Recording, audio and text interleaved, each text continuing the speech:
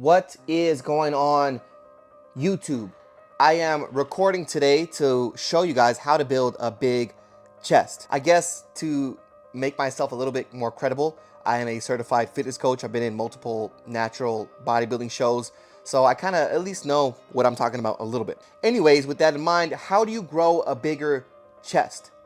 I'm gonna break it down in 3 simple steps. These steps will only work if you are consistent with it for years. It's not about what you do one time. It's not about what you do for 1 year. It's about what you do for years. And you have to make sure you're doing the right things. Step number 1, and you might be surprised, but the exercises that I do for building a better chest is just the flat bench and push-ups. That is completely it. Look, I've tried doing accessory work. I've tried doing cable flies and dumbbell flies and the little seated machines where you're pressing up. I've tried all of them.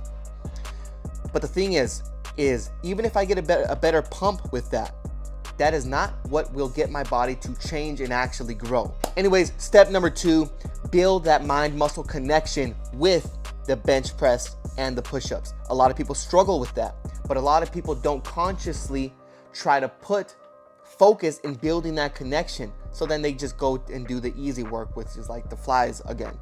Build that mind-muscle connection, because once you do, you want to crank those motherfucking reps out.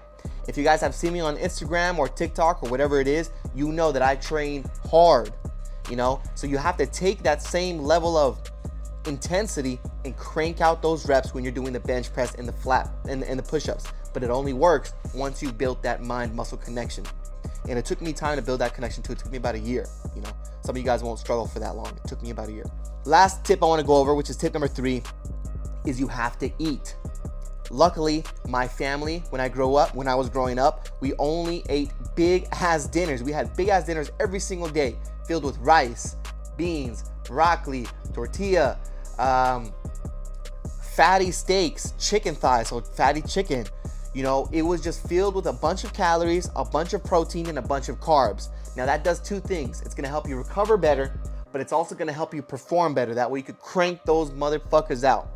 So by following these tips, you are literally put in the best position in order to build muscle, because you can't do it if you're going on a cut. So stop cutting if you're trying to focus on your chest. That's all that I've done throughout this whole 10 years, but I did it every single day consistently. I didn't miss a week.